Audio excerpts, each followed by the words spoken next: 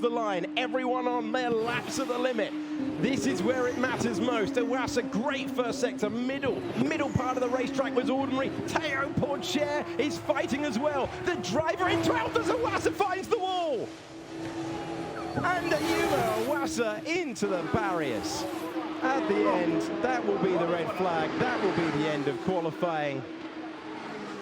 And that is how hard they were pushing as the Japanese driver goes off. And anyone who is improving now will be improving under yellow flags. So this grid will be reviewed.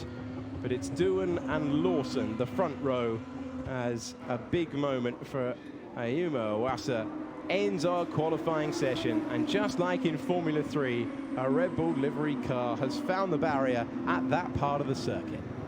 Has indeed. I mean, huge frustration for him. You saw the frustration on the pit wall from Dams. They were so frustrated, but Doohan, I mean, as he had a get out of jail free card because he was down by 1/10 and a half to Iwasa in the first sector. He obviously didn't get to set that middle sector, so Iwasa, he'll know. The team would have, well, they'll probably eventually tell him that you were on for a stormer there, mate. But unfortunately, as you said, Alex, it's the second Red Bull car that we've seen go into that wall in this qualifying today.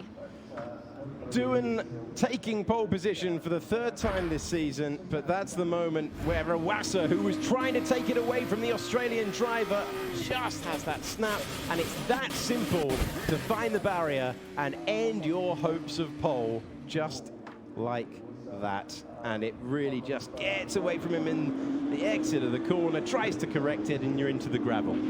Certainly is. So we're going to hear from him now. You okay? Sorry. Just I made a mistake.